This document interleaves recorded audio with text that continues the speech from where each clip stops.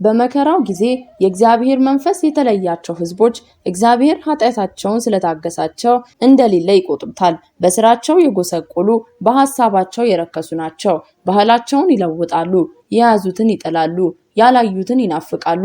ሰብአዊ ባህሪያቸው በእንስሳ ባህሪ ይለወጣል። ነውርን ይንቃሉ፣ ሀፍረታቸውን ይገልጣሉ።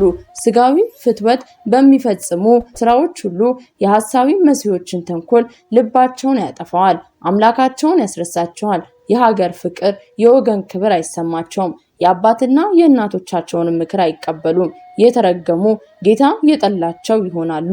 ሰላም ጤና ይስጥልን።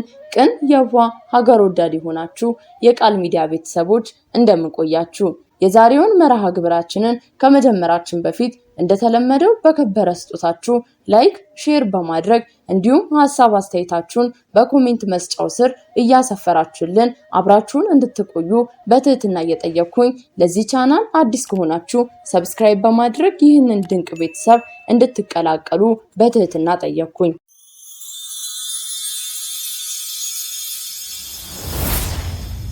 ለአምላክ የቀረቡ ቅዱሳን አባቶች ወደፊት የሚፈጠረውን አስቀድሞ የማወቅ ጸጋ ስለሚሰጣቸው እንዲህ ይሆናል፣ ይህ ይመጣል፣ ይሄ ይደርሳል እያሉ ይናገራሉ። እነዚህም ቅዱሳን የሚናገሩት እውነት ትንቢት ይባላል። የሚመጣው ትውልድ አንብቦ ወደፊት ለሚሆነው ነገር ይዘጋጅ ዘንድም የትንቢት መጽሐፍ ይጽፋሉ። በሀገራችን በኢትዮጵያ በቅርብ ጊዜ ይሆናል ተብሎ ከሚነገሩ ትንቢቶች መካከልም አንዱ እንዲህ ይላል። በኢትዮጵያ አህዛብ ጦርነትን ይጭራሉ። በኢትዮጵያ ላይ እሳት ይነዳል፣ እሳቱም ጉዳት ያደርሳል። የፈጣሪውን ስም የጠራ ግን ይድናል። ጸልዩ፣ ንስሐ ግቡ። ኢትዮጵያ ላይ ጦርነት የሚያውጁ ሀገራት ይኖራሉ። እንደ አለመታደል ሆኖ ጎረቤቶቻችን አብዛኛውን የሚፈልጉን ለጠብ ነው። ሶማሌ ኢትዮጵያ ላይ ጦር ለመሰበቅ የምትፈልገው አጋጣሚ ነው በጉጉት የምትጠብቀው። ከጥንት ጀምራ ኢትዮጵያ ላይ እሳት ያላነደደችበት ጊዜ የለም። በአፄ ኃይለ ሥላሴ ጊዜ በዘመነ መንግስቱ 2 ጊዜ ጦርነት ከፍታብናለች። ሱዳንም የምትታመን ሀገር አይደለችም። ከኤርትራ ጋር ያለው የድንበር ጉዳይም እልባት ያገኘ አይደለም። ከዛ ጋር ተያይዞ አቶ ኢሳያስም ወዳጃችን እንዳልሆኑ ይታወቃል። ግብጽም ያዙኝ ልቀቁኝ እያለች ነው። ሌሎችም በቅርብ ርቀት ያሉ አረቦችም ጥላቻቸው መጠን ልክ የለውም። የስንት ወንድሞቻችንንና እህቶቻችንን ሬሳ እንደላኩልን ሁላችንም የምናውቀው ነገር ነው። ምናልባት ከእነርሱ አንዱ ይሆናል ጦርነት የሚያነሳብን፣ ሌላም ሊሆን ይችላል።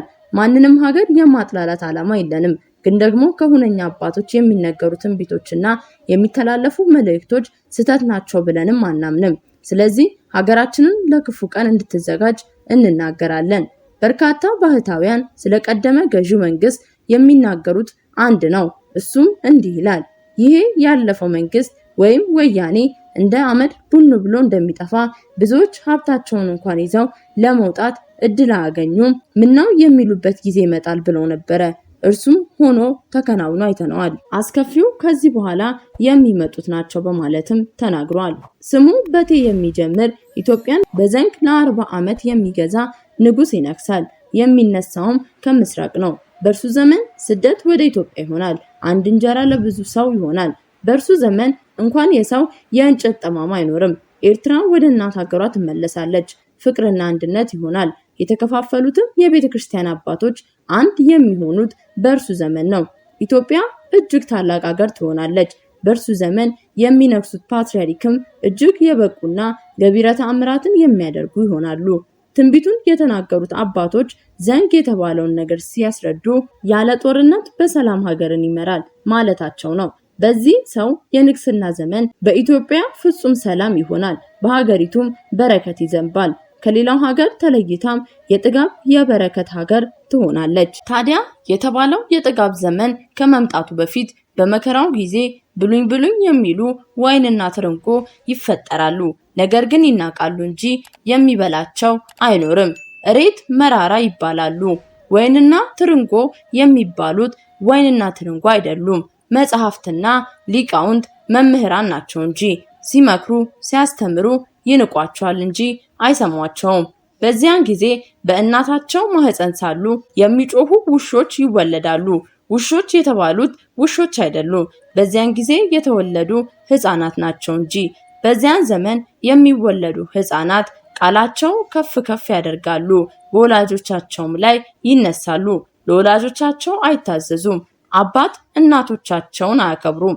እናንተ የመናገር ችሎታ የላችሁም፣ እኛ እንናገራለን፣ ነገራችንን አታሰናክሉብን ይሏቸዋል።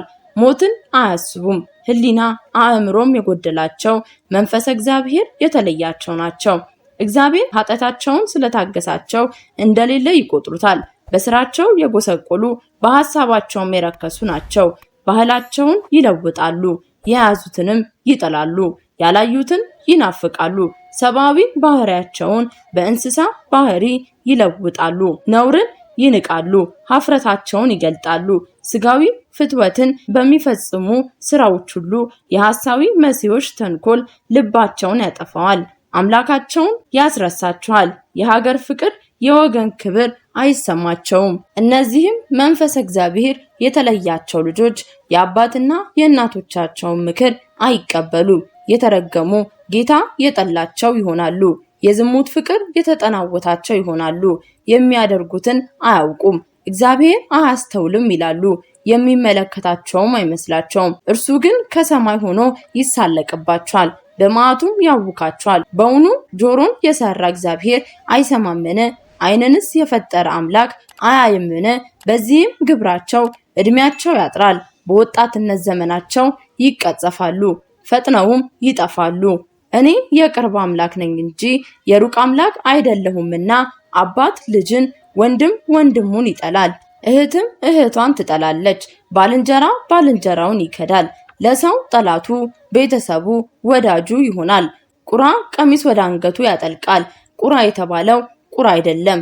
ቄስ ነን የሚሉ መንፈስ ቅዱስ ያላደረባቸው ወደ ቤተክርስቲያን የማይሄዱ ሕጉን ትተው በሰይጣን የሚመሩ ይህን ዓለም የሚወዱ የእግዚአብሔር ምስጋናን ትተው የዚህን ዓለም የሚከተሉ ሕጉን ትእዛዙን ትተው በሰይጣን የሚመሩ በስሙ የሚገዙትን አምልኮ የሚቀኑትን የሚንቁ ናቸው። በዚያ ጊዜ ደንቆሮች ብልሆች፣ ብልሆችም ደንቆሮች ይሆናሉ። ውሃ አሻቅቦ ይፈሳል የተባለው በማይገባቸው እኔ እነግሳለሁ የሚሉ ናቸው። እኔ እግዚአብሔር የባህሪ ንጉሥ ሳለሁ የምገድል የማድን የምቀጣ የምመረምር የምሾም የምሽር እኔ ነኝ። ከሰማይ በታች ከምድር በላይ ከእኔ ሌላ አምላክ የለም ያለውን ቃሉን ዘንግተው የእግዚአብሔርን ዙፋን ለመውሰድ ይመኛሉ። መዓቱም በእነርሱ ላይ ይሆናል፣ ቁጣውም እንደ እሳት ይነዳል። ከዚህ ሁሉ መዓት ለመዳን ሁላችንም ንስሐ ገብተን በብርሃኑ መንገድ እንመላለስ። ውድ የቃል ሚዲያ ቤተሰቦች ለዛሬ ያዝንላችሁ መርሃ ግብር ይህንን ይመስል ነበረ። በቀጣይ በአዲስ መርሃ ግብር እስክንገናኝ ድረስ ሰናይ ጊዜን ተመኘን ከቃል ሚዲያ።